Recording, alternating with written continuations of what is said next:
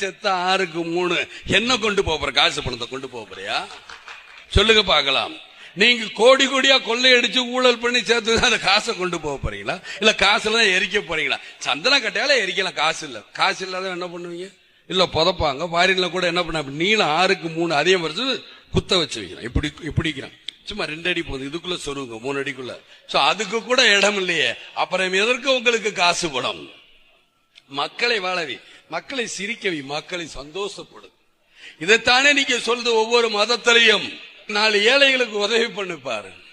அதுல இருக்கிற சுகம் எதுலையும் கிடையாது. இதை நான் அனுபவிச்சிருக்கேன், அனுகுணமா அனுபவிச்சிருக்கிறேன்.